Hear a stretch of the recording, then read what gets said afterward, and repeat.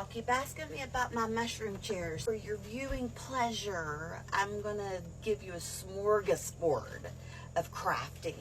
Okay, are you ready? You're not fucking ready. I found this industrial container at Habitat for Humanity and covered it with spray foam, painted it. Then I used an old beach umbrella that I had, covered it with plastic and spray foam, used a little bit of a pool noodle to create the form, spray painted it with red Rust-Oleum, added some white dots that I made with the spray foam. Then I used a dollar store laundry basket, stuffed it with crafting lights. After I created the form of the mushroom, I cut the umbrella part off. I used my spray foam again and pounded this into the top of the mushroom cap. And I covered it with pool noodles. And I sliced all these cuts in it to give it dimension, layered it with different colored spray paints, and then filled it in with the spray foam. That's not how it broke, I promise. Little top heavy, so we need to give her a little bit stronger of a base and make her a little bit shorter. I made a seat for it. This is what I use for my forms, and then I seal it with the Flex Seal. This is our other mushroom that I did another tutorial for. It's in my Gardening Globe playlist. Some of this is starting to flake off. It got wet before I was able to Flex Seal it, so I'm gonna have to figure out something for that. And I made these out of pool noodles, and then I think I have a video. I'll insert a clip.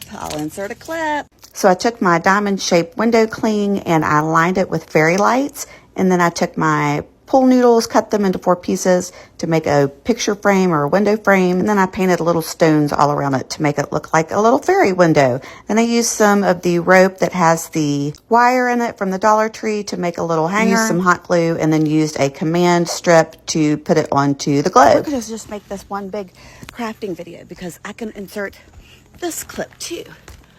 I found some old lampshades at Habitat for Humanity and I stripped them of the old cloth. Took my handy dandy pool noodle to make a little form on the top so that the pole would fit inside of it, and then I could take it on and off when I needed to. And then after that, I lined the whole thing with solar craft lights. So we made that, and I have not showed you anything about her. She's a flower pot head.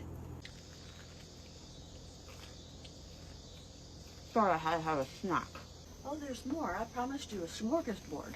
I took some antique frames, lined it with some saran wrap, filled it with some Gap and foam filler, and painted it, and put in a window cling that I got off the TikTok shop, which is in my showcase. And we made this little picture for the inside for a little fairy dome. Is she cute? I got my glue gun and some solar fairy lights from the TikTok shop. I made a bunch of little hot glue dotlets. You just take your lights, your solar fairy lights, and you cluster them together, twists, do a couple to make little individual mushrooms.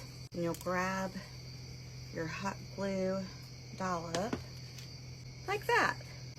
And then I'll line the bottom of the tree trunk with those. So here's our chandelier lit up. We'll probably put a pool noodle over that, maybe do it like the mushroom.